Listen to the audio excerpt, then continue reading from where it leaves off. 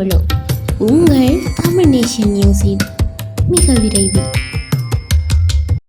Kalmunai Carmel Fathima கல்லூரியின் 2026 கல்வியாண்டிற்காக தரம் 1 மாணவர்களை வரவேற்கும் புதுமுக புகுவிழா நேற்று 29 பாடசாலை வளாகத்தில் கல்லூரியின் அதிபர் அருட்சகோதரர் S.E. ரெஜினால்ட் அவர்களின் தலைமையில் நடைபெற்றது.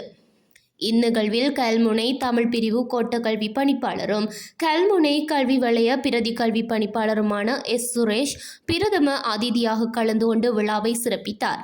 மேலும் கௌரவ அதிதிகளாக S. ஸ்ரீரங்கன், S. சந்திரேஸ்வரன் மற்றும் S. தரன் ஆகியோர் கலந்து கொண்டனர்.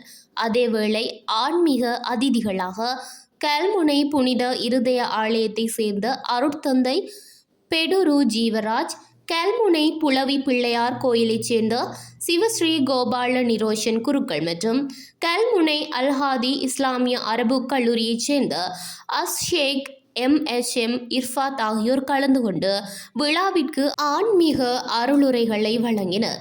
மேலும் சிறப்பு விருந்தினராக கல்முனை வலய கல்வி அலுவலகத்தின் ஆரம்ப கல்விக்கான ஆசிரிய ஆலோசகர் K. சாந்தகுமார் கலந்து கொண்டு நிகழ்வை சிறப்பித்தார். குறிப்பாக 2026 கல்வி சீர்திருத்தத்திற்கு அமைவாக பாடசாலையின் வகுப்பறைகள் மாணவர்களின் பெற்றோரின் ஒத்துழைப்புடன் மறுசீரமைக்கப்பட்டுள்ளமை இந்நிகழ்வின் முக்கிய அம்சமாக காணப்பட்டது.